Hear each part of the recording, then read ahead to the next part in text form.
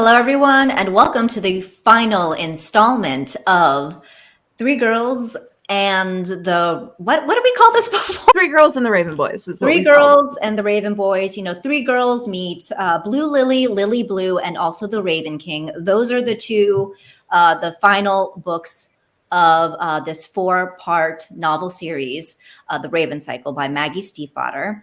And we will be talking about those two in relation to the tarot deck, the Raven's Prophecy Tarot, also by Maggie Stiefvater.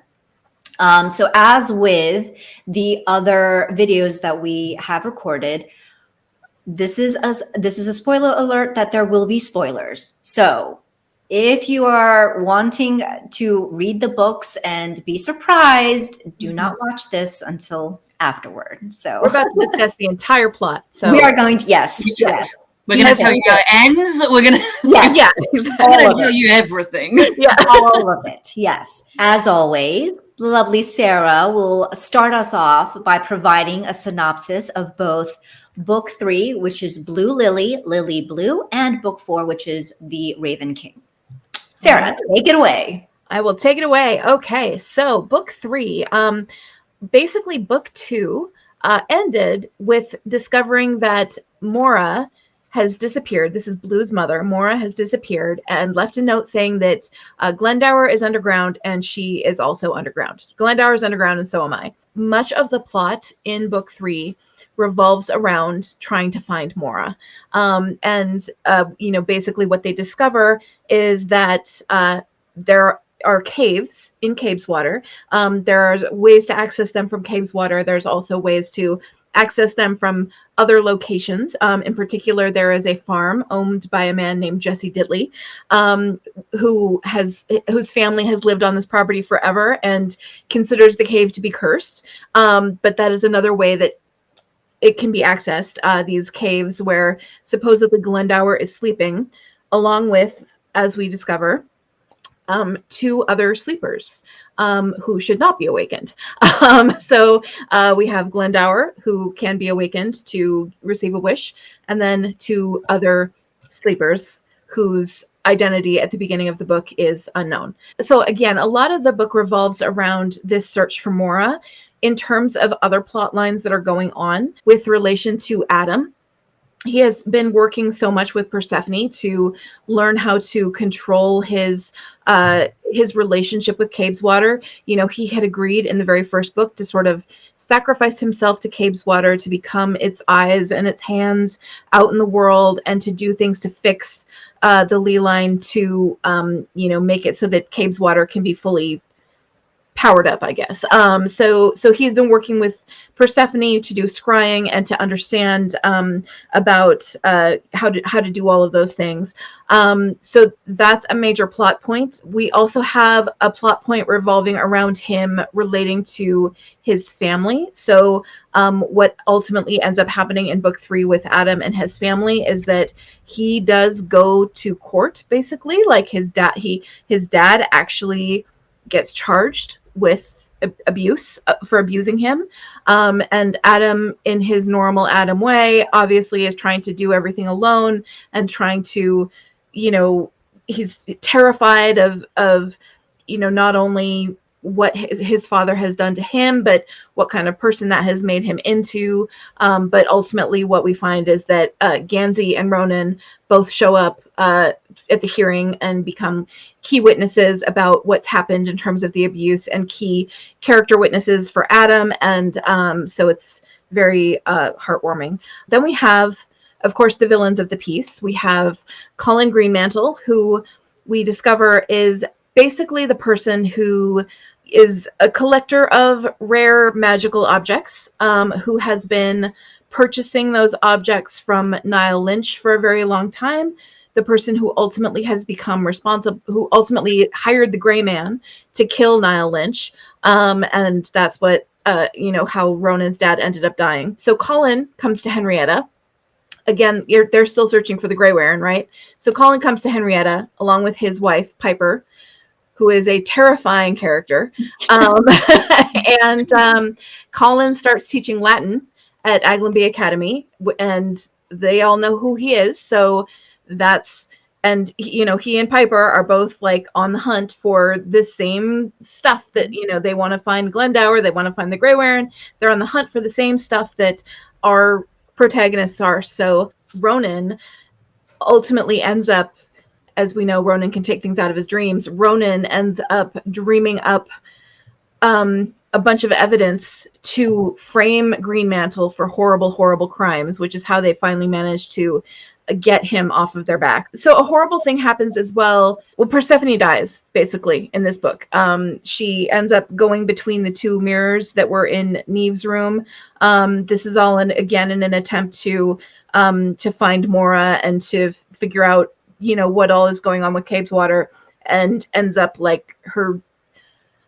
dying. Basically, her spirit ends up getting lost. And so she, even though she has died, though, there is still hints of how she remains a part of Adam and how she kind of, in a way, continues to communicate with him even beyond death. The way that the whole book ends up is everyone ends up in the cave looking for Glendower and the sleepers. What ultimately ends up happening there is they find Mora and Artemis, who is Blue's father, who is from Glendower's time. Like he's very old. They're in this cave trying really hard not to wake the third sleeper, which is the one that they know that they shouldn't wake up, but they're basically stuck there, like just trying to not fall into the trap of waking the sleeper they're not supposed to wake. There's a whole adventure getting through the cave where Gansey commands like animal skeletons to come alive again, and they ride animal skeletons out of this, I don't know, it's like a very adventurous kind of situation, and that's how they get to the place where Mora and Artemis are. There's a big confrontation because Greenmantle and Piper are there, and a bunch of thugs. There's shooting, people get killed. Jesse Ditley gets killed. All of our protagonists escape, but Piper ends up waking up the third sleeper, who is not identified to us at the end, but is described as a thing with many legs. Our protagonists, on the other hand, awake not Glendower. I'm sorry, I need to back up a little bit. This happens earlier in the book. Our protagonists end up awakening not Glendower, as they were hoping, but the tomb of the sleeper that's not Glendower, that's not the really bad one, but the middle one, basically, who turns out to be Gwenllian, who is Glendower's daughter, who was basically buried as a traitor because she tried to stop Glendower from going into a war that he shouldn't have gone into. She's been alive in a tomb for like a millennium and a half, so she's fucking crazy. They take her home, because like what else are you gonna do? And yeah, so then from there on out, she's a character in the story. Then we come up to book 4, which is The Raven King. This book is quite long because this is where everything comes to a head, so I'll try to be as brief as I can about it. Piper has the demon that has been awakened, that was not supposed to be awakened. As a result of this, the demon is basically an unmaker. That's what it calls itself. So it's attacking Cabeswater, and it's unmaking everything around Cabeswater. So Cabeswater starts to become very sick, and the demon starts to almost infect other people via Cabeswater, like the people like Noah, who is being kept alive as a spirit due to the fact that his body is buried on the Lee line, starts to get really creepy and terrifying and scary because the demon is almost possessing him through Cabeswater. Same thing with Adam. Adam's like eyes and hands start operating almost on their own. There's actually some like borderline body horror in this book, which is it's really kind of creepy. And again, it's the demon possessing him via Cabeswater. So all of this is just sort of getting worse and worse as the story goes on. A character that we are introduced to in book 4 is, there's several characters. Basically, we become more acquainted with the entire kind of cadre of collectors of magical objects that are people who are known in the business by Colin Greenmantle and Piper, It turns out Piper is actually the daughter of one of the Lemonniers. There's a set of triplets, the Lemonnier triplets, who are in this business. There is also a woman in the business named Sondok, who, which is a Korean name, who we later discover is the mother of an Eglinby student named Henry Chang. And Henry Chang, over the course of this book, really kind of becomes friends with our main protagonist. He is a bit of an outsider at Eglinby because he's rich, but he's Korean. So he's friends with this sort of crew of Korean kids, and they're just not accepted in the same way as the sort of like old money types of most of the people who go to Eglinby. And so and they ultimately end up befriending Gansey and Blue in particular. And because Henry is the son of Sondok, who has been collecting all of these rare magical objects, he has a magical mechanical bee called RoboBee, which is really crazy, but it's actually really adorable in the book. And RoboBee ends up kind of playing a key helpful role in certain scenes of the book. Piper ends up unleashing the demon on Green Mantle, so she ends up killing her husband. She takes the demon to a sale, basically, of the magical objects, and everybody's like horrified by her showing up with this. And her father kills her, doesn't he? Yeah, because that's right. Yeah. Power. He realizes that she's like power crazy, and he that's right. And so yeah. So, and she's trying to basically sell the demon off to a buyer, and nobody wants it. Exactly. Nobody wants it. Exactly. Nobody wants it. They figure out that the only way to stop the demon is basically by somebody sacrificing themselves. It takes the way to stop the demon is somebody dying on the ley line to stop the demon. And so Gansey ends up in the sort of big final confrontation. Gansey ends up being the one who volunteers to die. So Blue kisses him and he dies. But then ultimately, because this is a YA story and nobody can ever stay dead, they end up asking Cabeswater to sacrifice itself to bring Gansey back to life. So Gansey ends up coming back to life, and then Ronan gives Gansey and Blue and Henry Chang the version of the Camaro with no engine that he had dreamed up back in the second book when he had wrecked the Camaro and was trying to dream up a new one. It runs, but it has no engine, so it's a dream car basically. And basically Blue and Gansey and Henry all decide to travel together. Ronan is trying to redream Cabeswater, right? And Ronan is trying to redream Cabeswater at the end as well. Ronan and Adam start a relationship. Yes, so that's like one of the best parts. Like the best love, relationship in any book ever. Right. So the Ronan and Adam romance is like very, good. very, very good. So that happens in book 4. Thank you so much, Sarah. Thank you. And sorry that we make you do this. But you'll never have to do it again. So why don't we start talking about some of the cards and how they come up for us in relation to the 2 novels. And of course, several of these cards are going to be repeats to ones that we've seen in previous installments. And we'll just, touch on maybe a new perspective from which we're looking at this card now, how things have maybe shifted in the meaning based on the last 2 books. And I will put up screen grabs of the cards so that it's easier to see. But the first one we have is the Magician, and we've talked about this card before. Again, this is more of just a kind of re-emphasis, a reiteration of the fact that they all serve as magicians on this quest, as specifically Blue, Ronan, and Adam.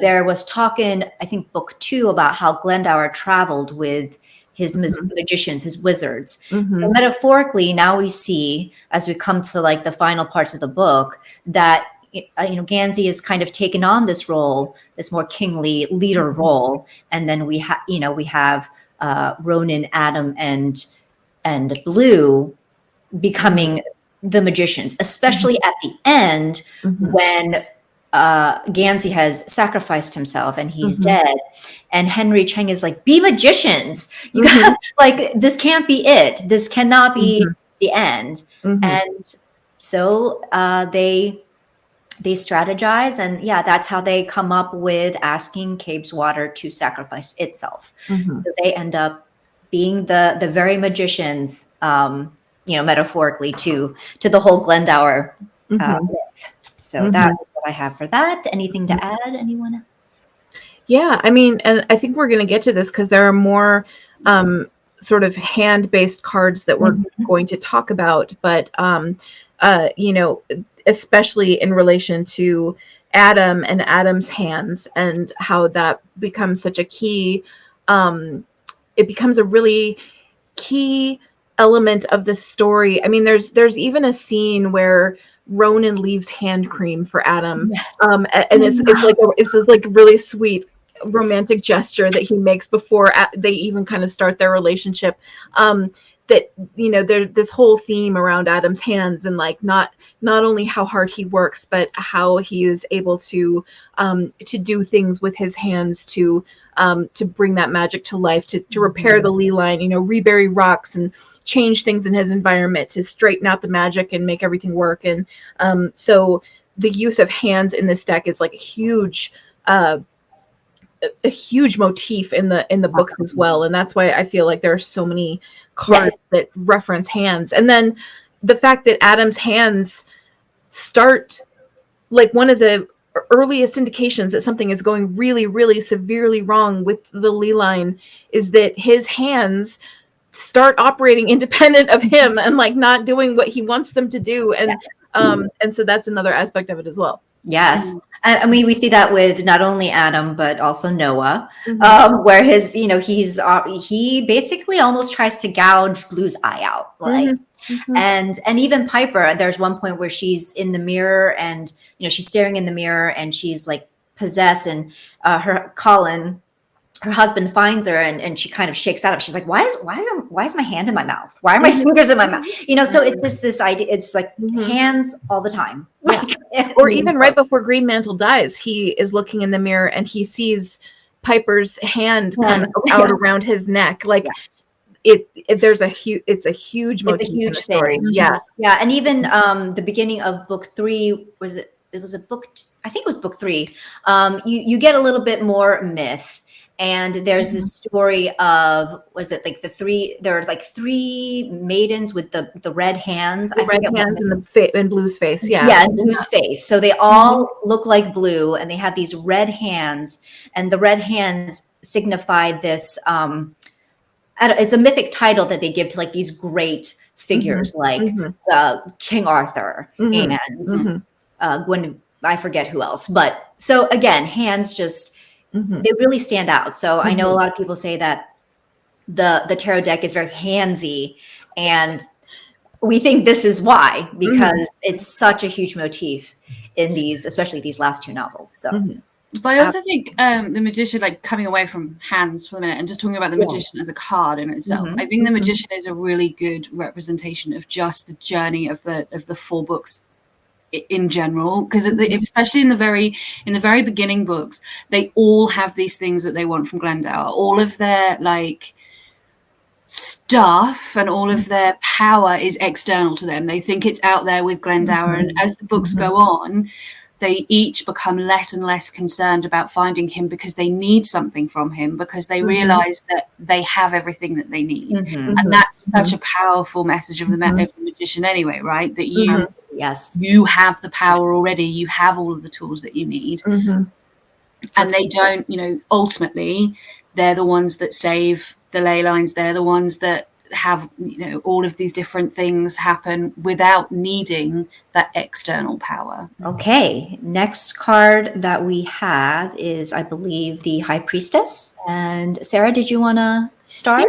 Yeah. So this one, I feel like, scrying is such a huge motif in these books, and that's gone all of the way back to the very first book, when we see Neve, the character of Neve, scrying, who actually returns in the third book, actually. So that's another whole thing that I didn't even mention. But that becomes a huge motif as well. But the sort of danger that can happen as a result of that knowledge that you can attain in those ways really becomes apparent in the fourth book when the scrying mirrors basically kill Persephone, which is a huge deal. But then there's also the whole concept of how blue is a mirror and how blue is able to reflect back power onto anybody who needs to make use of that power. Like they always, they talk about how she is able to, to be that reflection. There's the whole scene as well, and when they're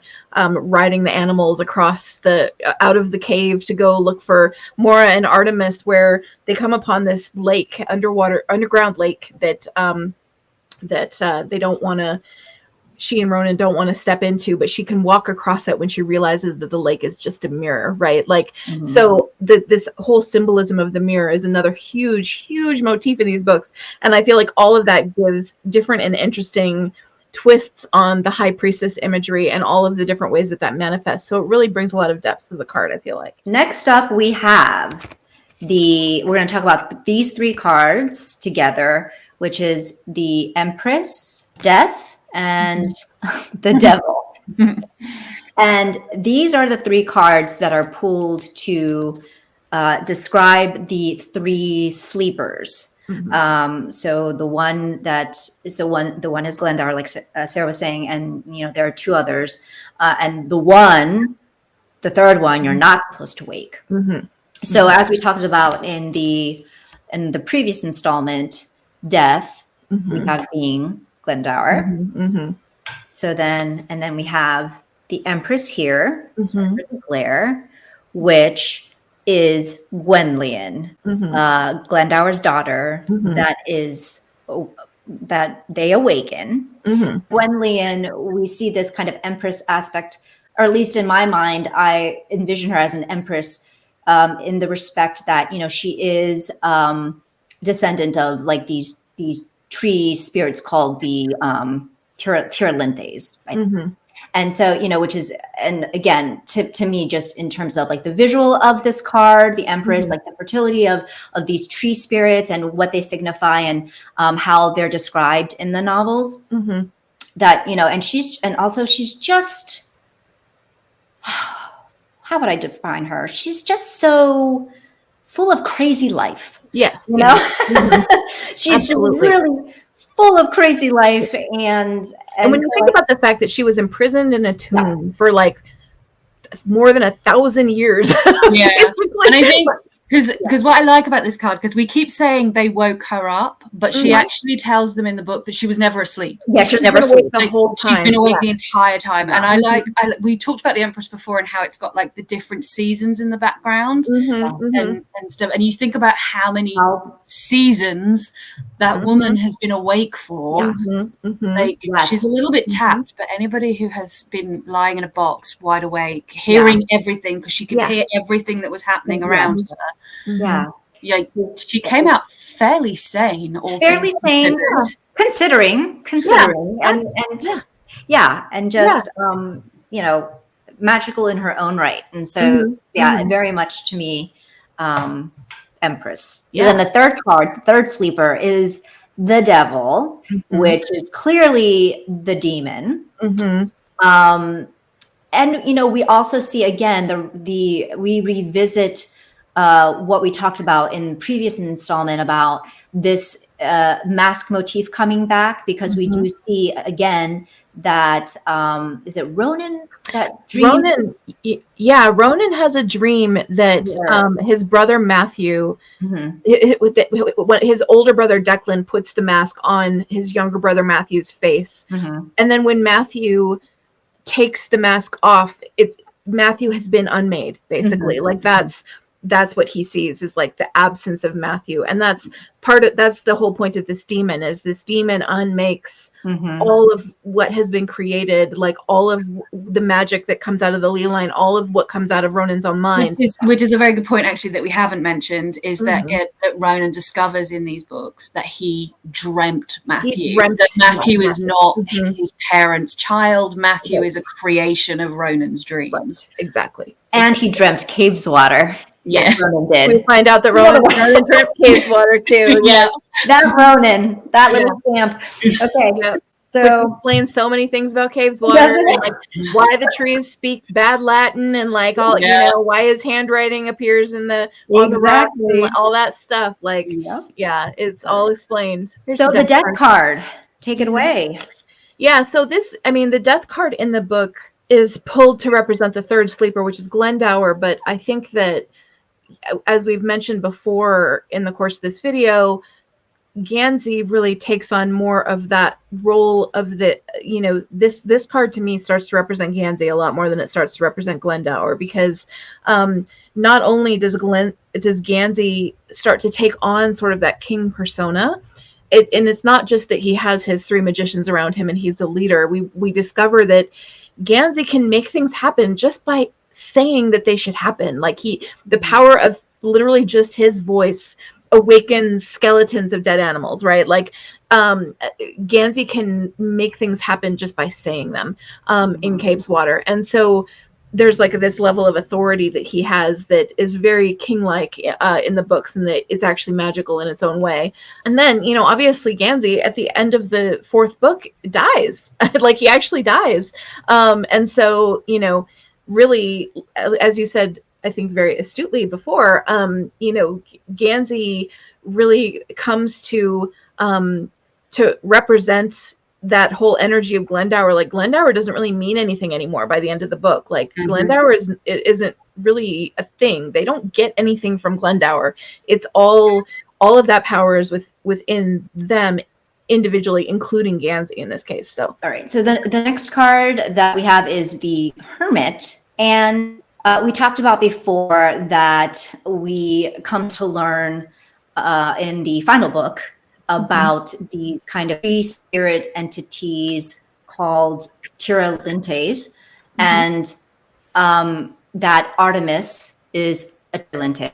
So Blue is of that same lineage, because Blue is Artemis's child, that Gwenllian is descendant.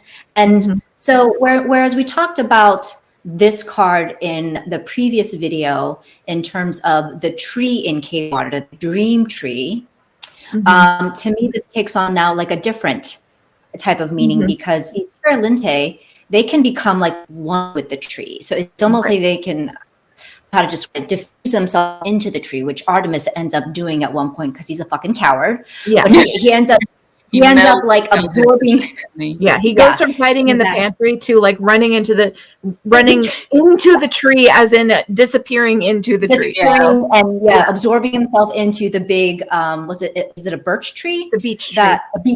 Beech tree that Blue loves and describes a lot in the novels.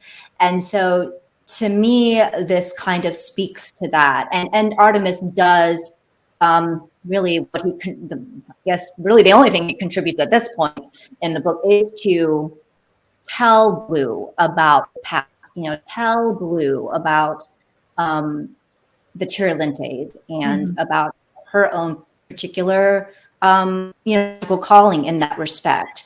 And so to me, I feel like this is a great visual of that kind of. I think we get a sense that Blue really comes into this new of knowledge, and she is able to harness that in certain ways, that she and feel, I guess, more of a growth in identity that maybe she couldn't identify, like this kind of inner illumination that she couldn't quite put her finger on, and now she understood.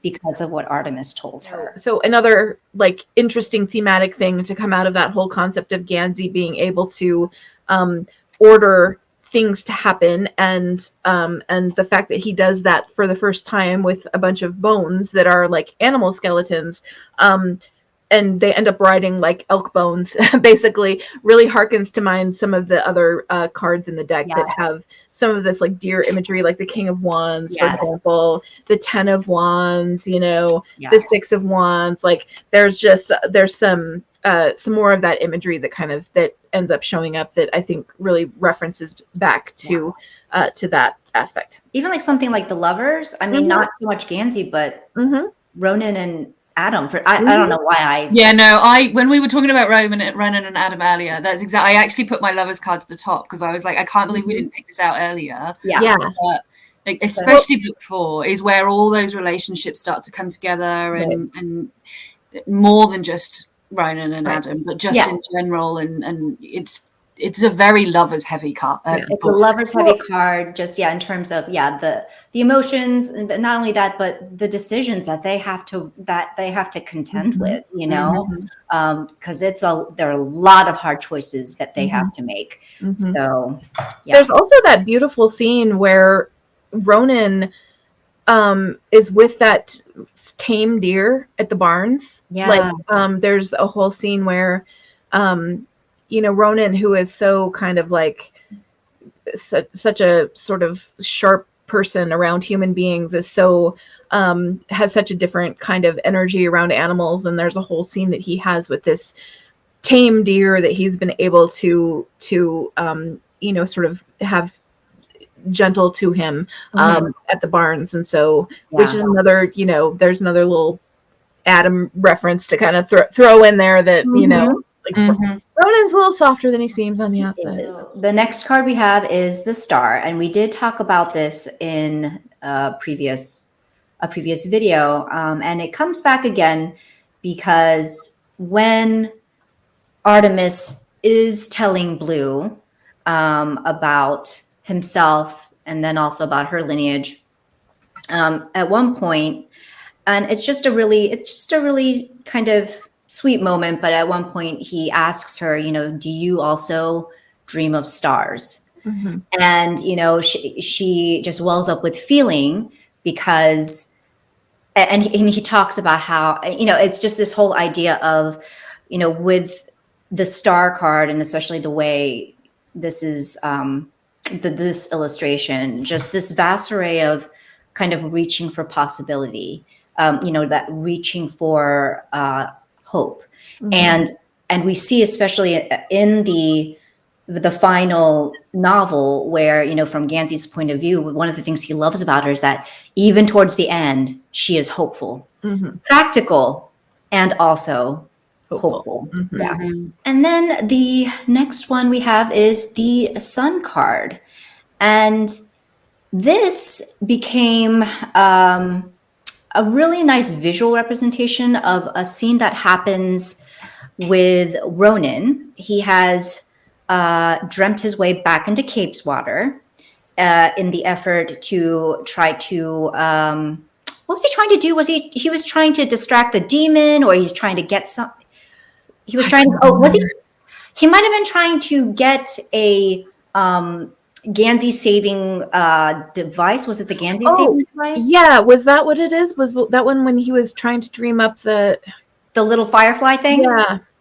So they're trying to see to Gansey's safety and his whereabouts, and so Ronan goes in to dream up such a device. And essentially, the demon is there. He's unmaking everything. He is becoming more powerful, and Ronan knows that he is in jeopardy of also being unmade. And so his way to try to protect himself is to he's like imagining that he has this ball of like light as in his own little dream. He can tell the demon does not like this at all, but he has it kind of cupped in his hand and protecting it as he tries to navigate his way through Capeswater and producing this thing.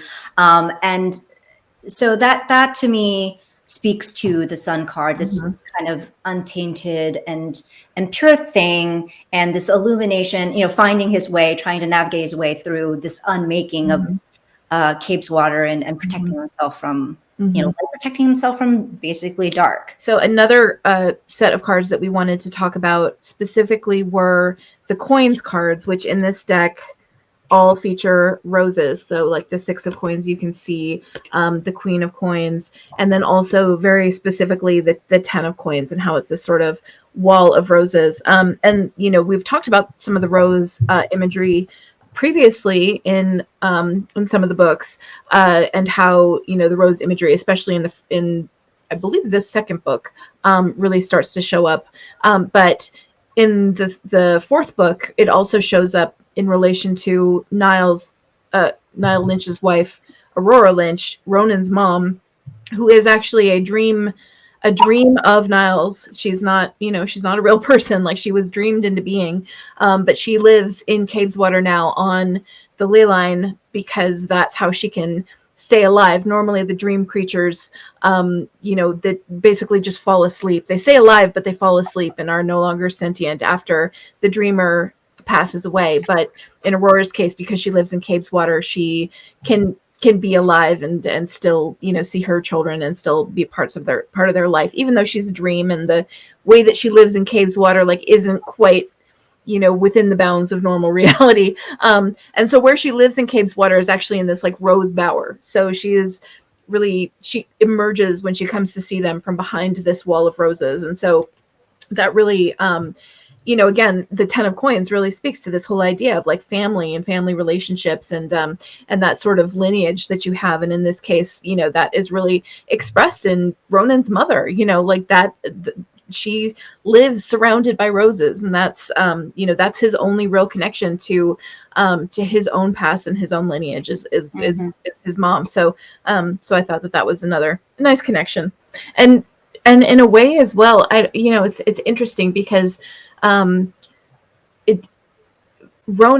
is such a self-destructive person in so many ways, and what we realize as over the course of the last couple of books, when we discover that Ronan actually dreamed his younger brother, that one of the reasons that Ronan doesn't fall fully into self-destructiveness is because he knows if he ever dies, that's the end of his brother too. And so he has like this very tangible connection tethering him to reality and to life in the form of knowing that his brother will cease to exist if Ronan ever ceases to exist. And so it's a really big part of his character and why he never fully gives in to that strong self-destructive impulse that he has. I wanted to talk about the Three of Cups because from when I first got this deck, I wasn't keen on this Three of Cups because it's really like, as Three of Cups go, these ravens to me look like they're falling out of the sky.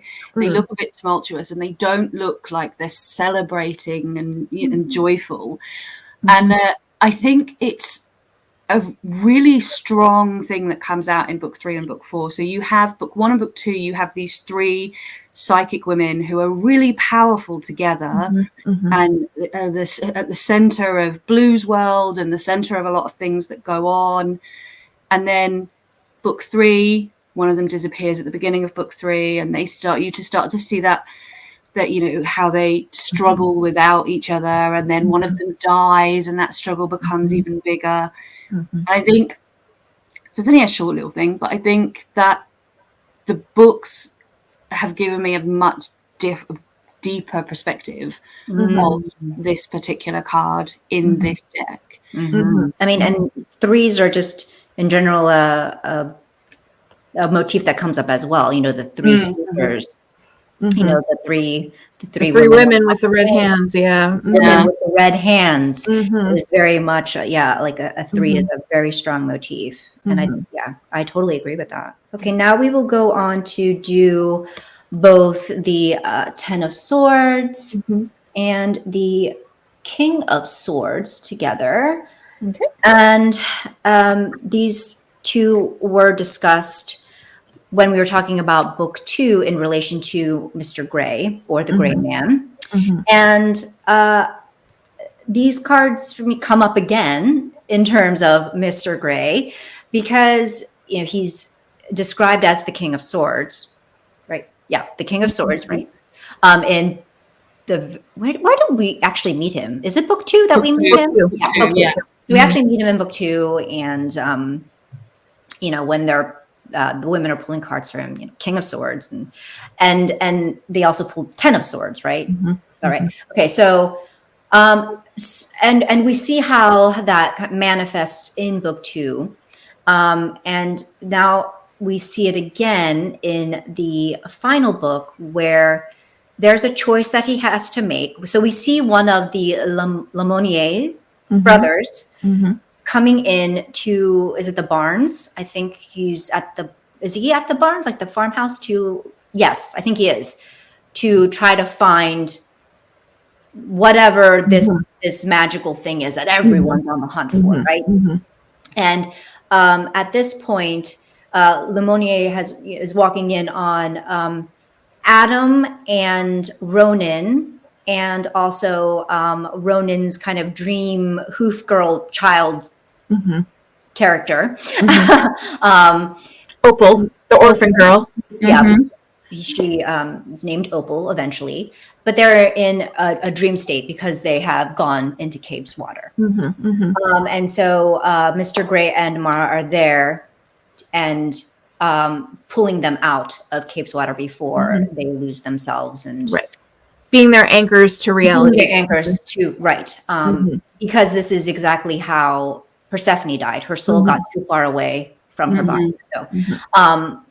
So at this point, this is where Lemonnier comes in. And so Mr. Grey is dealt with. You see the scene where Mr. Grey is really contemplating in this very short amount of time, like weighing his options, because he's a newly reformed man and he doesn't want to leave Cape's water. And he, now has, he's feeling guilt about killing Ronan's dad, and like all these feelings that are kind of coming back to him, and he feels more of a person, and he loves Mara, he loves Henrietta, he loves the family he's built here. So by killing Lemonnier, he would be essentially resorting to retreating back to kind of that way of life, in the sense that, well, if he kills the one Lemonnier, the other Lemonnier brothers aren't going to sit very well with that and are going to be after Mr. Grey, which means he would have to, he has to take the danger with him. If he stays in Henrietta, everyone he is associated with is in peril. So it's either he tries to reason with Lemonnier without killing him, to try to make a deal or find some type of, resolution, which, well, he ends up killing Lemonnier. He knows there's no discussion or negotiation to be had. And so he makes that choice. So, I mean, we do very much feel the kind of like both the King of Swords, in that he is, he says he becomes a king. There's a line where he's like, in a sense, he is becoming a king, or he is the king. And then the Ten of Swords, where it's like, okay, he's ultimately made this decision, and it is a huge sacrifice, and in a way, like an ending to the life that he wants. And so, and it's not quite clear. So he does leave. He does end up leaving Henrietta. And is it clear whether he comes back or not? I don't remember. I don't think it is. Yeah, because he does ask Mara. He's like, once you don't really go back to them at all, what do you? Once you get to the bit where he sacrifices himself and stuff, we never really go back to anybody else after that. No, they don't. I mean, he knows he has to leave, so he packs up very quickly, and he does ask Mara, because she's psychic, and so she can predict. She asks, he asks her, will I be back someday? And all she does is touch his cheek, and they kiss, and he leaves. So that's the swords. Yeah. And I believe, are we on to the very last card? I think we are, yeah. All right, Sarah, take it away. All right, so the last card we want to talk about is the World card. And this is one of my favorite cards in the deck, and the reference that this makes to the books, in my opinion, is so wonderful. The World card shows an open road, and this is how this story ends for Blue and Gansey in particular. They decide that they are going to, before they go to college, like, take a year and travel. And that's, when Ronan gives them the car with no motor, like it doesn't have an engine, it runs magically like on dream power or whatever. It never needs gas. He gives them the Camaro that they can just travel in endlessly. And so that open road is just their entire lives ahead of them, basically, is what it represents at the end of the book. And so I don't know, to me, it's a really wonderful world card, because it does represent the completion of the story for them. You know, they show up a tiny little bit in the next trilogy, but for the most part, the Blue and Gansey story is over as at the end of the Raven cycle. But it's also that new beginning, you know, it's that new, like, their whole lives are ahead of them and they're about to embark on this adventure together. And so it's just a really beautiful world card, and I think that's one of my favorite.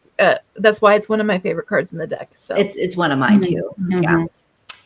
And that concludes this video series. So thank you to Sarah and Heather for helping me with this. Thank you to all of you for tuning in. As we've said before, you don't need the books to be able to use the deck. The deck is fabulous on its own. And the books are also fabulous. So why not read them? Because it does, bring another level of meaning to these cards in just the most delightful way. So we encourage you to check out the books if you have not already, and don't mind that you already know the whole plot arc. I would say still go for it, because it's really good to just read it. I mean, Sarah did a fantastic job in summarizing, and also just actually reading these scenes. It's like no other. So it's a great adventure. It's a great adventure. Really is. Really and the voice of the books is really unique. So even reading a summary doesn't do justice to the voice of the books, the way that they make you feel, the world that they bring you into, and there's something really special about them. So really, yes, it's one of my favorite, if not, series ever. So yes, please do check out both the deck and the books. And the books, yes. Although I'm going to assume if you've watched it this far, you've already read the books. Let's hope so. Yeah, you're not. I don't think so. I know at least one person who's been watching who has not read the books, because she knows I think she said she knows that she probably won't read the books. Like, fair enough. Yeah, but she wants to know, and so maybe we can convince those types of viewers that it is certainly worth. It's definitely worth a go. Yes, and I would recommend, if you don't want to read via Kindle or print, audio read, because I think it's Will Patton, the actor Will Patton. He narrates all 4 books of the series, and he is amazing. He's absolutely amazing. So I think that's worth it as well. So anyway, thank you so much for joining us. And until the next time, much love and take care.